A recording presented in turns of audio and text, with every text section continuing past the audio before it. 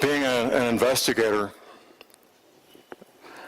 can mean a lot of things. When it comes to investigating homicides, it's basically two things: finding witnesses and taking statements, both of which I'm very good at.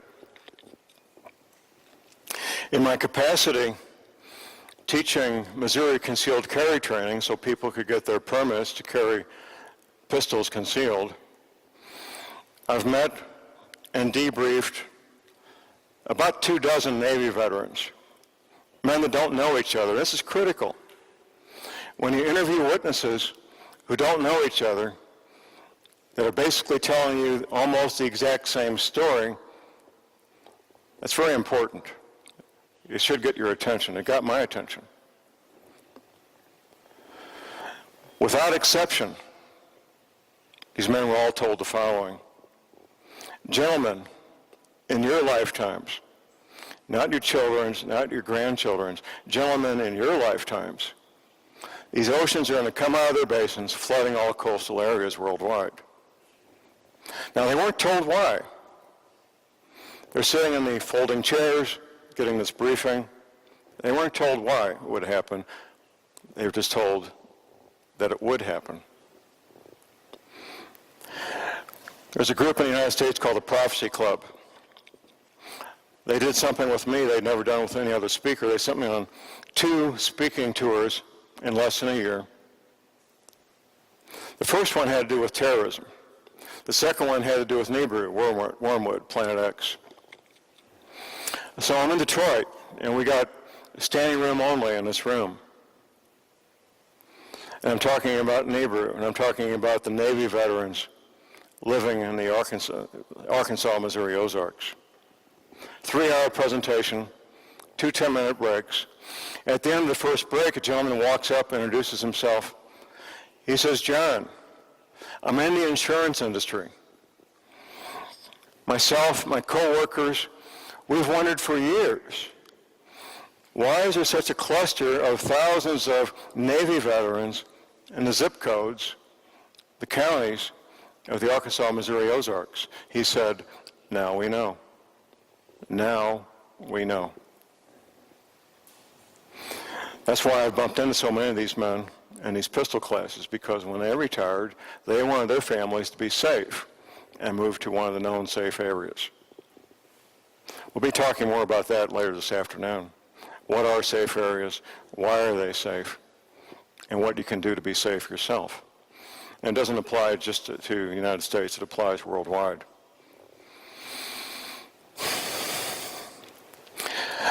When I was talking to Alexandra about coming here over the past 2 months,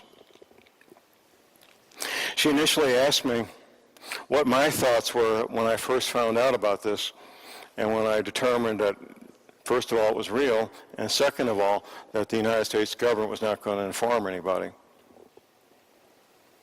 I told Alexandra I was very angry that our government would do nothing to inform our people, to help them be safe.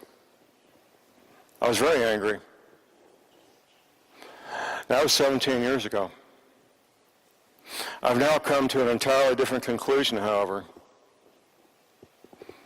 If they had informed people in 1979 or 1980, it wouldn't change much. To create housing, fresh water, have places for people to stay and work in the middle of the country, that couldn't happen in 1979. It can't happen now. It's too much. That infrastructure does not exist and won't exist. Informing people what would happen would only lead to early death and early misery for people who are going to die anyway. That's the conclusion I've come to. It's my reality. In the meantime, I inform as many people as I can personally because it's the right thing to do, knowing full well that it's a small audience. Maybe 1 out of 100, maybe 1 out of 200 will understand this information, incorporate it into their being, and actually do something about it. A very tiny percentage. But I reach out to the ones I can, and they do what they're going to do. I take no responsibility for what they do. That's their choice.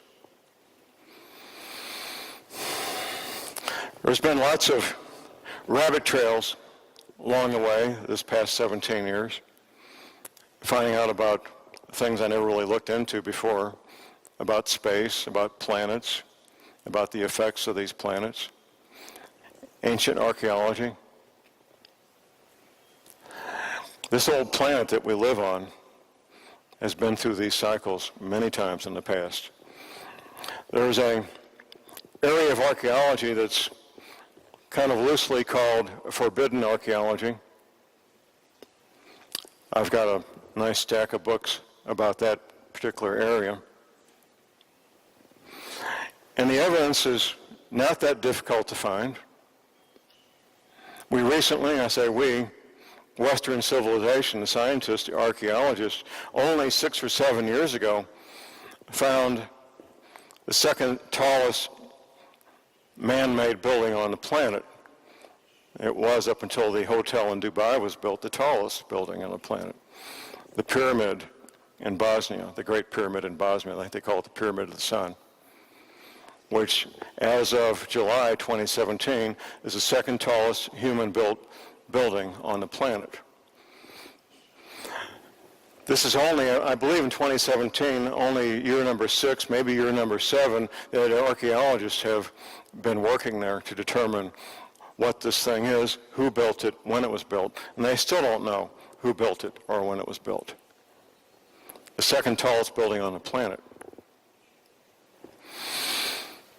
If you go to the Saudi Arabian Peninsula, to just the right spot, you'll find hundreds of acres covered with green glass.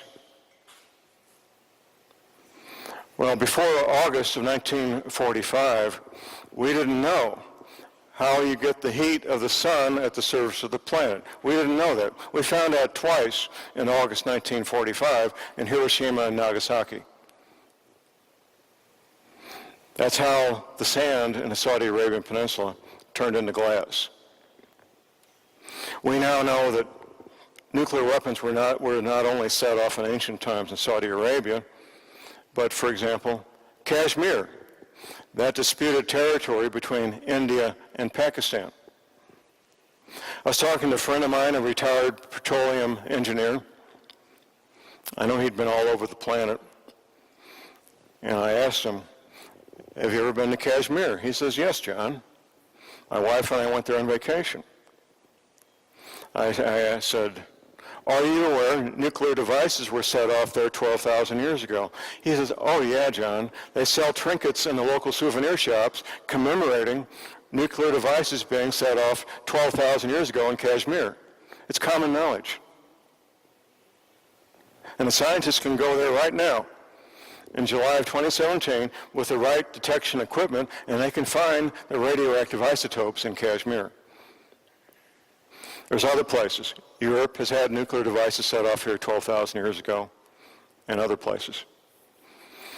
Our ancestors, and this whole thing about aliens, I think, is partly a cover-up. Our ancestors had the ability to split the atom 12,000 years ago. That's my reality, and the evidence is right there. If you go through the history books, you'll find a cycle of about every 3,600 years. You go back 3,600 years ago, 7,200 years ago, and so forth. Major civilizations collapsing and new civilizations coming up about every 3,600 years. That's what the evidence shows. Something cataclysmic happens to this planet about every 3,600 years. And we, all of you listening and watching, we're the generation that's going to experience the next one. I'm absolutely convinced of it. The United States government is convinced of it. The Russian government is convinced of it. The Chinese government. You think they built those beautiful new cities in China for work programs? I don't believe so, no. They built them because they need them. They built them because they have no choice. You think the Russian government hollowed out entire mountains to house millions of people as a work program? I don't believe so. They did it because they had no choice. The U.S. government is not taking care of their people. They're not building shelters for the American population. They have built very extensive, very nice shelters for their own people, the military, government officials, but not for the American population. Now, I've heard, and I haven't verified, that Norway has notified their people to a certain extent. I interviewed a man from Switzerland, and he says, John, it's not quite real common, but somewhat common knowledge in Switzerland about the violently rising ocean levels. So there's a whole subcurrent of people worldwide that know about this, governments that know about this, and are making plans and spending hundreds of millions, billions of dollars to prepare for this event.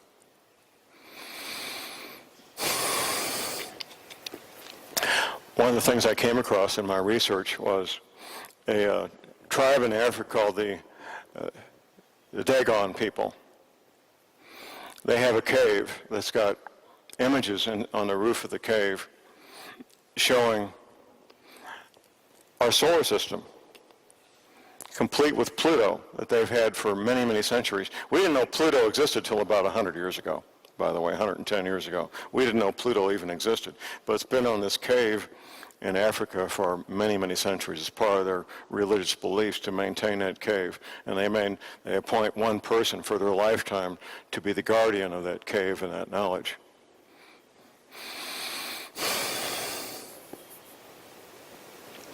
If there's anything I can get across to the people watching this DVD, this film, is that you need to pay heed. You need to do your own independent research. You need to come to your own conclusions. You can believe that China built massive, brand new, shiny cities for tens of millions of people as a work project, or you can believe they built them because they have no choice. I tend to believe the latter. You can believe that the CIA moved thousands of employees, their families, their furniture, their dogs, 1,700 miles for no good reason, or you can believe they did it because they had no choice. The Denver airport is a fascinating place. I haven't been inside. I've driven past it half a dozen times. I don't really want to go in there. They moved enough dirt there to build a brand new Panama Canal. That's a lot of dirt. Millions of cubic yards, cubic meters of dirt. There's basically an underground city there. There was a film done many years ago called Close Encounters of the Third Kind. Incredibly popular film. They give the coordinates of where the aliens and the human beings are going to meet. The latitude and longitude of where the aliens and the human beings are going to meet. And it really is a real latitude and real longitude. And when I first found out about this, I was incorrect in where that latitude and longitude was. But now that I've looked into it a little deeper, I know the reality of it. When the film was produced, well, first of all, in the film they say that latitude and longitude is Devil's Tower, which is a very popular tourist attraction, I believe in Montana, if I'm not mistaken. It turns out that latitude and longitude is not Devil's Tower. And at the time the movie was being made, there was about 6, maybe 7 possible locations for the new Denver airport. The latitude and longitude is north of Denver and a little bit east, but nowhere near where that Devil's Tower is. I haven't verified it, but I believe that the latitude and longitude that they gave in the film was probably one of the 6 possible locations for the new Denver airport. It certainly was not Devil's Tower. We know that for a fact. Hiding things in plain sight. You may hear that term occasionally, but they do that. They hide things in plain sight. They use cover stories, they use obfuscation, and outright lies, of course. I know in Missouri, I've ran across a couple of these government projects One was the Weldon Springs Remedial Action Project, very near St. Louis, the next county west. I was training out there. I was in the Army Reserves from 1979 till I think about 1983 or so. I was training out there with Special Forces in 1979 and 80 when the government announced a Superfund cleanup site to clean up nuclear waste. It was about a 2,000-acre area. And in the 1950s, they took about 40 acres, and they were manufacturing nuclear material for the Defense Department. So they announced that they were going to clean that up, and we all thought, that's fine, clean it up. That's a good idea. About a year later, they announced they were closing down the entire military training area for the same reason. Oh, there's my map. Okay. Well, we knew that was a fabrication for the following reason. The men I worked with, many of us were at an age where we would be having children, and we didn't want children with flippers, we wanted children with arms and legs. So we, without telling the Army, without the Army's knowledge or consent, we took our own radiation detection equipment into the training area, and we always did that.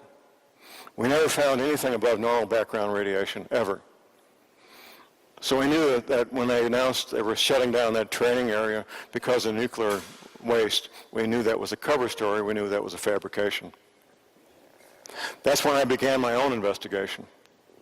Taking photographs on the ground, taking photographs from the air, doing Freedom of Information Act requests, which is a formal process to request documents from the government about government activities. And last but not least, debriefing men and women who actually work there, both as outside vendors and employees on the premises. That's where the real information came from. Here's how the government, or one of the ways, I should say, the government keeps secrets. It's by compartmentalization. Now, many of you have heard about the Manhattan Project. That was a project during World War II where the United States was building the first 2 atomic weapons. My father and my grandfather both worked on the Manhattan Project. They were plumbers. There was about 250,000 American men and women who worked on the Manhattan Project. There may have been 100, maybe 200 of those men and women who actually knew what they were doing. The rest of them, like my father, the plumber, my grandfather, the plumber, they didn't have a clue what they were doing because it was all compartmentalized. That's how they keep secrets. I became friends with a woman who was an employee. She was an environmental engineer at the Weldon Springs Remedial Action Project. And she wore a ID badge that had a certain color code on it, which allowed her to go in certain areas of the administration building and prohibited her from going to other areas of the administration building. Now, why would you prohibit your own employees from going into certain areas of your own administration building? Why would you do that? Well, there's only one reason: you're trying to keep a secret. There is no other reason. What they did at Weldon Springs was build an underground command and control center. There was a water tank that could take care of a city of 2,000 people probably. Massive electric power coming into it. And once again, they moved a lot of dirt and rock. Another friend of mine, in fact, I served with him in Special Forces. He was a surveyor. That was his day job. Green Beret on weekends, surveyor during the week. He said, John, they've had every survey company in Metro St. Louis out here incrementally doing a bit here and a bit there. No survey company knows the entire thing, only bits and pieces. Once again, compartmentalization. We debriefed a ready-mix, a concrete ready-mix driver. They deliver the big trucks with the concrete. He said, John, I've been doing this for 30 years. I've never had an order to place titanium flakes in the concrete before. Why would you do that? Well, to block radio frequency engineering. It wouldn't stop radiation, but it would block radio frequency engineering. Let's look at this map a little bit since it's here. It's pretty much as I describe. Now, my starting point when I did this, I had to have a beginning point. I used Gordon Michael Scallion's map, and he's a fairly well-known psychic. He did his map, probably in the early to mid-1980s. What we discovered with Scallion's map was from the Mississippi River east, it was fairly accurate except for Wisconsin. Without exception, every Navy veteran said Wisconsin's going to be completely underwater. From the Mississippi River west, Scallion's map's not even close. Scallion's map shows the Pacific Ocean going all the way into Nevada and even parts of Utah. This is the real Navy map. Now, I'm going to say about 7 or 8 years ago, somebody published on the internet something called the Navy map. It's not the Navy map. It's basically a version of Scallion's map. And it's been published and published over and over. And anybody who's looked into what Google does and how they do it, they know that Google will obfuscate. A good example of what Google does in obfuscation has to do with something called the Black Knight satellite. Pepsi-Cola, in January of 2016, I believe it was, they did this very slick production. Anybody see it about the Black Knight satellite, Pepsi-Cola? Anybody? Nobody? Okay. It's there. You can see it on YouTube. Up until then, almost nobody had even heard of the Black Knight satellite. It was a big splash in the media. I don't know how many $1 million that Pepsi-Cola spent on this thing, but it had to be expensive. Once again, we get into ancient archaeology, forbidden archaeology, when it comes to the Black Knight satellite and our ancestors. One of the jobs, I should say, back up a bit, archaeology has 2 jobs. One is to recover ancient technology. The other is to keep us from finding out about it. That's it. When the U.S. Army went into Baghdad, where did they go first? The Army headquarters, the government headquarters? They went to the Baghdad Museum. That's where they went first. That's what they wanted, in the basement of the Baghdad Museum. Ancient technology, ancient documents. And they got it, and they brought it all back. It's probably in the basement of the Smithsonian as we speak, being reviewed. The Black Knight satellite. There's an author, he lives in New Zealand, archaeologist, Jonathan Gray. He wrote a book titled Dead Men's Secrets. Dead Men's Secrets, Jonathan Gray. The first page of the first chapter, he talks about the Black Knight satellite. I hadn't heard about this before. Fascinated me. The scientists believe it's about 12,000 years old. It's in orbit on a polar orbit, just below the Van Allen radiation belt, about 22,000 miles up. It took me several years to find the third dimension of the Black Knight satellite. I knew it was 40 by 70 feet. I didn't know the third dimension, which is 20 feet, until about 2 or 3 years ago. 40 feet by 70 feet by 20 feet. It has another nickname you don't hear very much publicly. The other nickname is the chirogenic box. Chirogenics, of course, is the study and use of absolute zero. Everything changes at absolute zero, which brings up another whole set of questions about the Black Knight satellite. It was during the Eisenhower administration, the late 1950s. Just to go back a little bit, the first American satellite went up about the size of a big grapefruit. The first, unless I got this backwards, the first Sputnik, I think, was about the size of a basketball. I remember as a little boy walking out into my yard, and I could see this thing going over on an equatorial orbit, by the way. And I sometimes say, if you're a 35-year-old Air Force captain on night watch at the White House, waking up your 5-star general president at 2 o'clock in the morning without a really good reason would not be career enhancing, but that's what they did. They woke up the president. Can you come to the Situation Room, Mr. President? we found something. They found the Black Knight satellite. Now, before those two, the Sputnik and our first satellite went up, there was no radar or optical tracking stations for things in space. They had no reason for them before the Sputnik and our satellite went up. So they had optical and satellite tracking,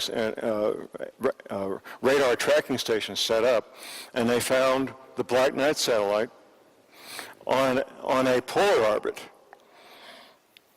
Now, we couldn't do polar orbits until about 20 years later. We could only do equatorial orbits. They immediately knew that they found something very special. They immediately knew that the technology on there is something they really, really wanted to get their hands on. Oh, that's interesting. It became a matter of highest national security and highest national priority to gain access to what's in that box. Now, I've got as far as a United States senator from one of our southern states who knows the Black Knight satellite exists but doesn't know if we've gained access to it or not. My belief, and I have no evidence to back this up, my belief is the Apollo space missions was a pretext to get their hands on the money and develop the lift capability to get 22,000 miles up to gain access to what's inside the Black Knight satellite. As I know, the Apollo space mission didn't put any Americans on the moon. I know that for a fact. Anybody who believes that needs to do their homework. Have they gained access to the Black Knight satellite? Quite frankly, I don't know. I do know that technology since the mid-1950s has gone forward so incredibly fast. I know there's 3 engineers given credit for developing the first transistor. I have people telling me that it's actually reverse engineered alien technology. I don't know, but it certainly could be.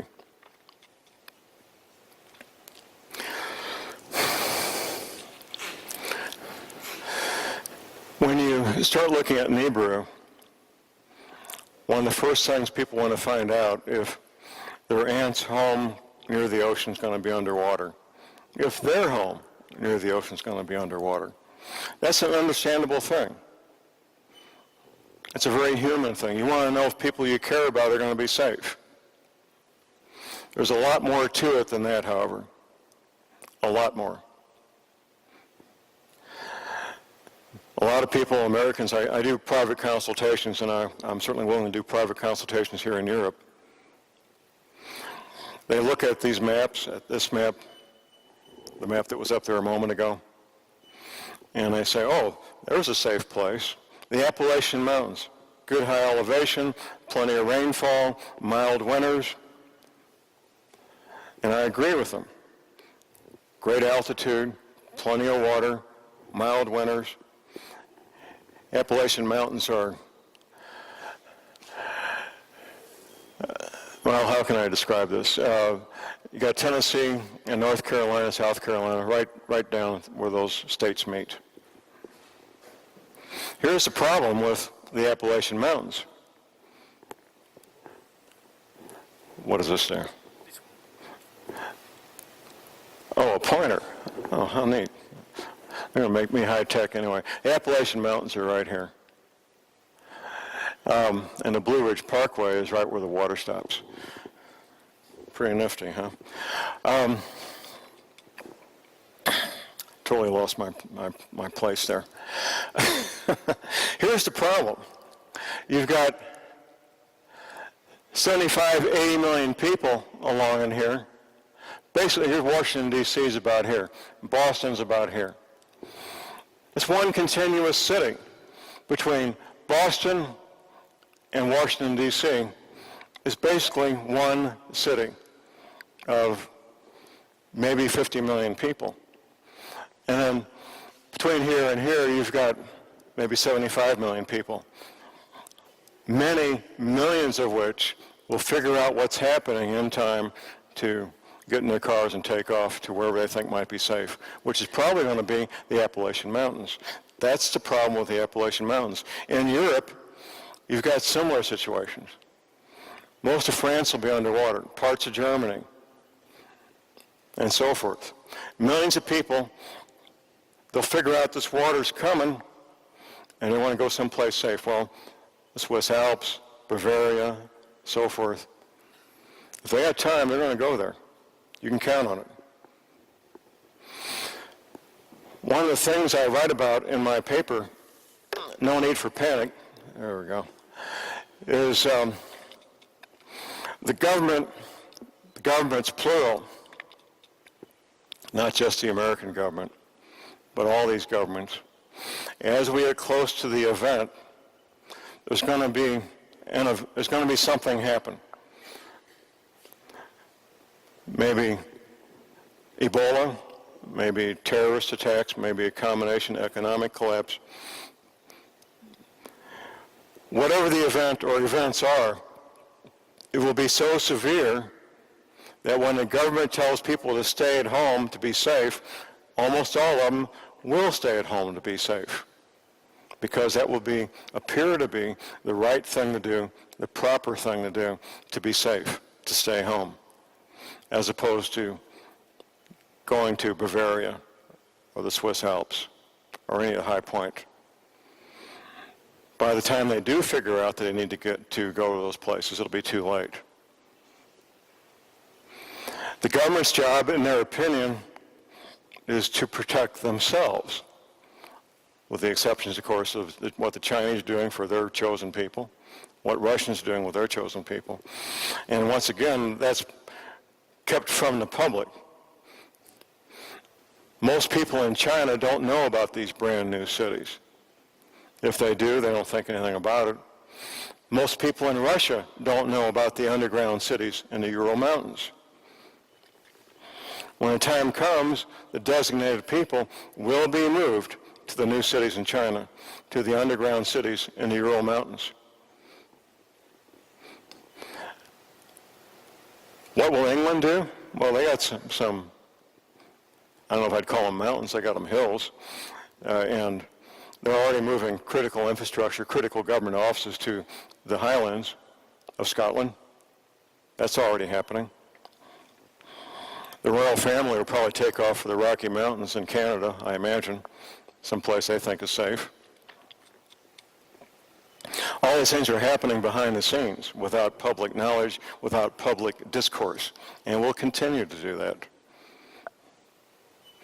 Our outreach here with video on YouTube, it's going to save a lot of lives. A lot of people will watch this and say, that's a bunch of silliness. Let's go watch the football game. Others will watch it and they will move forward and do their own homework and do their own research and come to their own independent conclusions, separate and apart from what John Moore says. Don't take my word for it. Do your own homework. Come to your own conclusions. Read, read, read. In the States, and I know Europe doesn't have the same problem we do, most adults under age 50 in the United States, for them, reading is not fun. Reading is not pleasurable. If they do it at all, it's because they have no choice. That's most adults in the United States under age 50. And it's a consequence of public education and what they've done to us. By design, by the way. By design. But for those who can read and will read, there's a lot to know.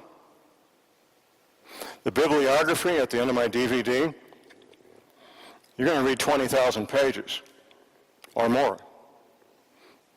If you really want to comprehend this, if you really want to understand it, what's happening, how it's going to happen, why it's going to happen, you need to read a lot.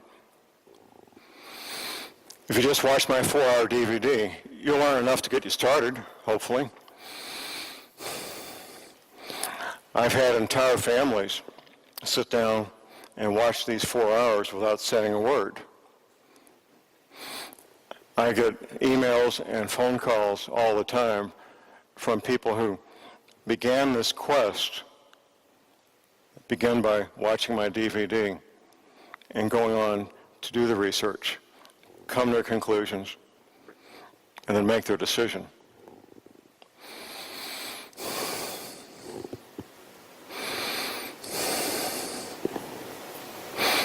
Don't get caught up in a timetable. There's people who've given out timetables. I'm not going to mention any names here. But during most of the calendar year 2012, we had several people, very prominent people in the alternative media, talking about the 21st day of December 2012 being the day. Myself and my friend Professor McCanny spent much of that year telling people that December 21st was only the day before December 22nd and nothing else. Nothing else.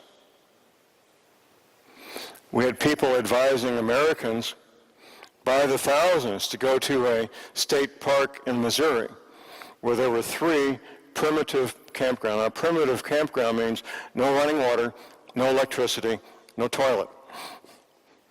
Thousands of people were being told to go to this campground in a Missouri State Park. How crazy is that? By the 3rd day, that would have been a stinking, unhealthy mess if they had done it. Thank goodness they didn't. This afternoon, I'll be talking about preparedness. And where are we at on time? We got about 10 minutes.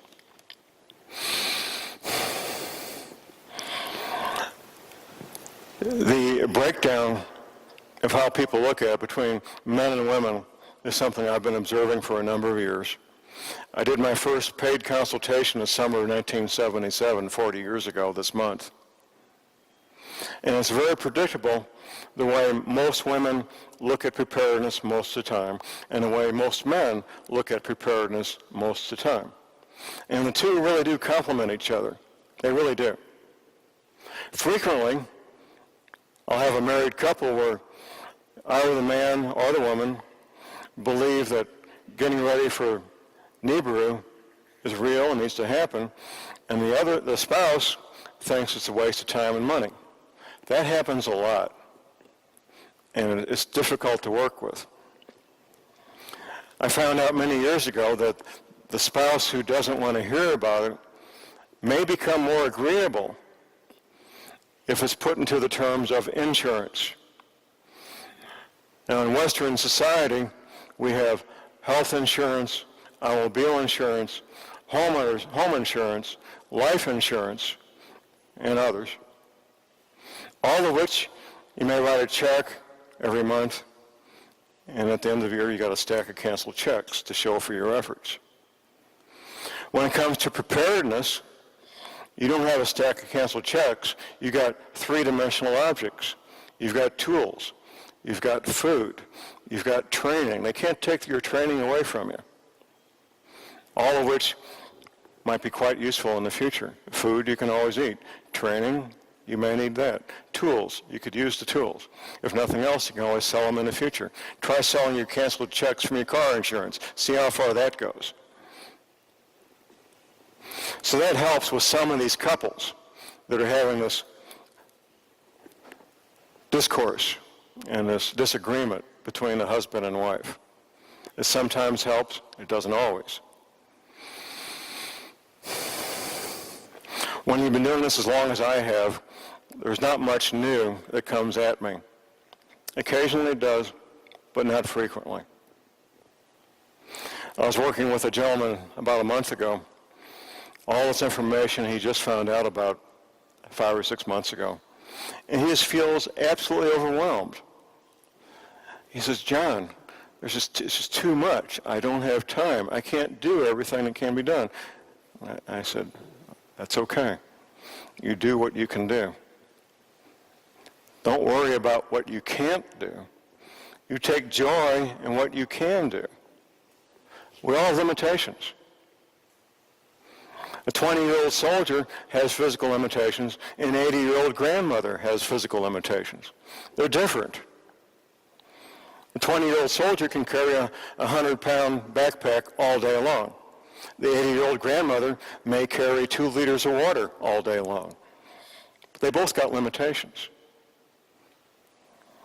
Everybody's got financial limitations, some greater than others. We'll talk about this more a little bit later. And the most important thing about preparedness, which is your spiritual preparedness. One of my consultation clients, he owns a business, he inherited from his father, with 100 employees. That's quite a payroll to meet every week, which he does. He has the financial ability to buy semi-tractor trailer loads of food and supplies and tools, pretty much anything he wants, which he has done. But it's never enough because his spiritual house is not in order. It will never be enough. No matter what he gets, it will never be enough because the spiritual house is not in order. Most important thing you can do for yourself, quite frankly. And move on from there.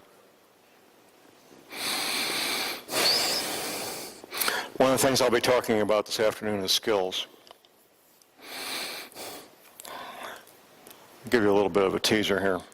Whether you have a group of 6 people or 600, there's 2 skills that will be in the biggest demand and the shortest supply.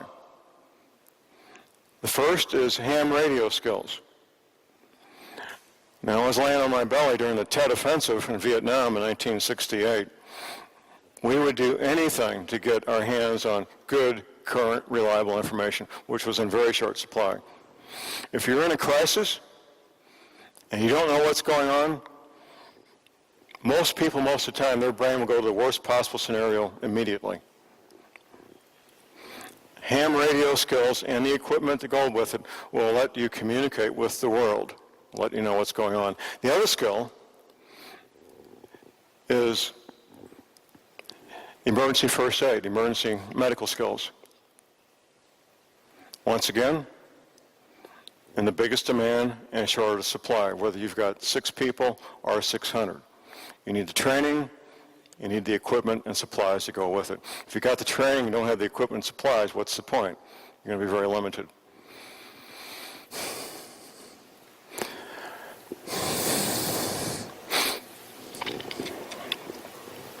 One of the things we'll be doing this afternoon is questions and answers. I'm a radio talk show host. I love when people call in because they'll bring up things that if they didn't, I wouldn't think about them. So when you come back this afternoon, I want you to bring your questions with you. And you doubting Thomases, I want to hear them. If you've ever been to political events where there's an elected official speaking and they're taking questions, these days, the questions have to be written and handed in. These politicians do not want spontaneous questions from the audience. They're scared to death of that. I'm not. Bring it on. I want these spontaneous, unrehearsed questions. I really look forward to them.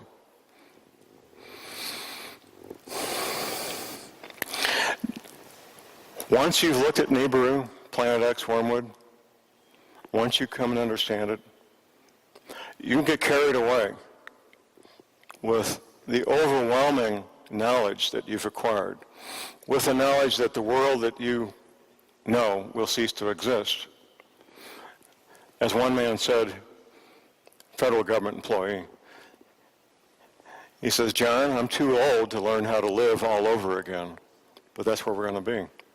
We'll be living the lifestyle of our grandparents, our great-grandparents, an agrarian lifestyle, growing our own food, not going any farther than we can walk in half a day because you want to get back at the end of the day.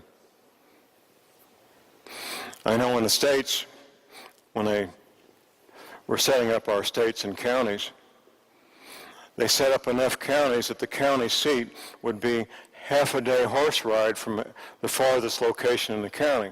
So a man could ride his horse to the county seat, conduct business, and get back before dark.